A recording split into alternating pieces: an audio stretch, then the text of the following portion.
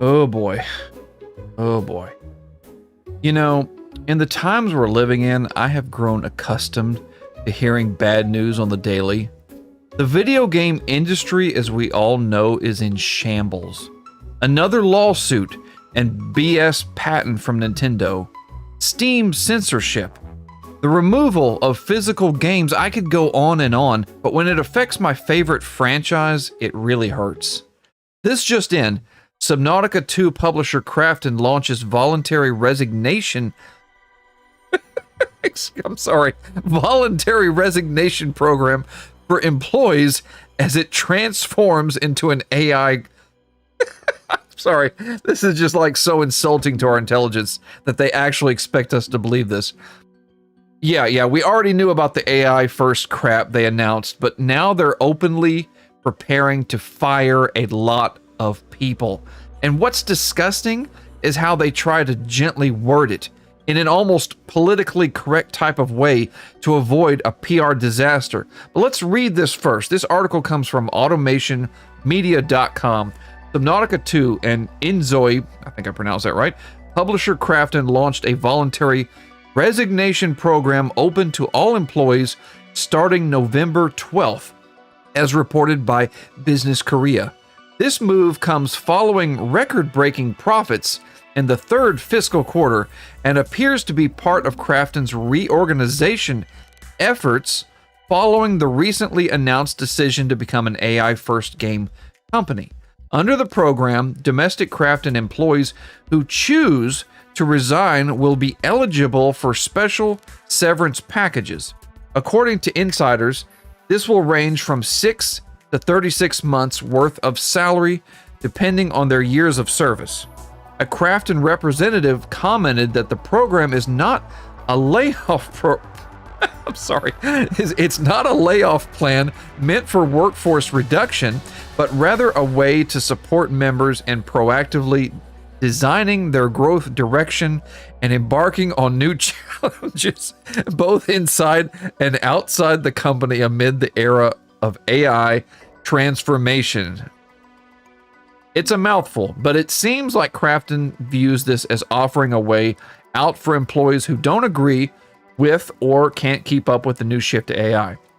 Krafton maintains that its staff will have full autonomy in deciding whether to opt for buyouts or stay, regardless of rank or experience. At the same time, the publisher has announced that it has paused hiring of new staff in areas unrelated to AI. Back when it announced its AI first policy in October, Krafton mentioned that it would invest about $70 million into a GPU cluster that will become foundation for its agentic AI so that it's more clear where their priorities lie now. Let's break this down and clarify the situation here. For now, this is only affecting South Korea as they claim, but let's be real here. This is only the beginning. This will inevitably trickle down to all of Krafton's assets in time, aka the smaller owned companies. So it sounds like, at first they're telling their employees to embrace AI or get out, right? But see, here's what they're hoping you won't notice.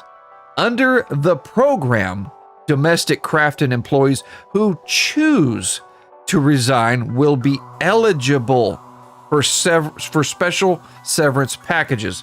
So let's say the employee goes, oh, okay, I love AI, I want to stay.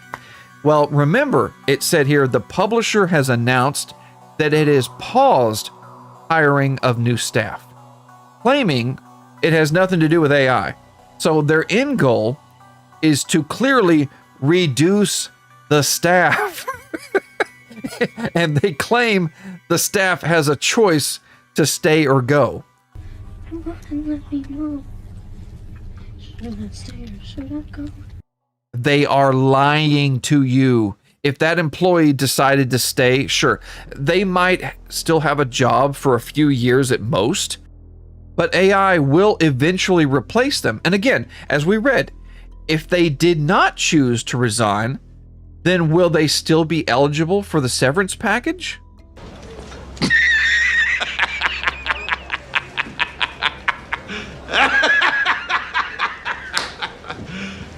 Are you serious?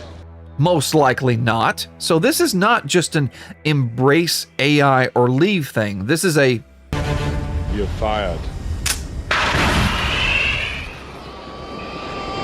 take the money and leave would be the smart thing to do. This is Krafton's way of giving a polite, financially cushioned way to leave before the AI restructuring starts, as they call it. Now, as much as I hate Krafton, sadly, as I've done some research, I found that they are not the only company doing this. Amazon, Google, Meta, just to name a few, are all going to begin this so-called reorganizing for AI.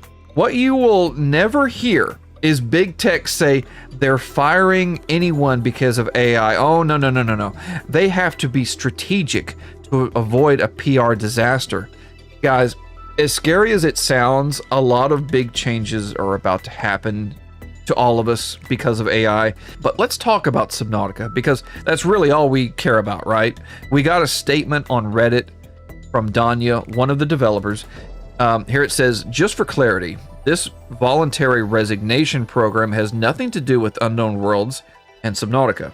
It is only related directly to Krafton's domestic operations in Korea. So it's not relevant to us or any of the developers who work for Unknown Worlds.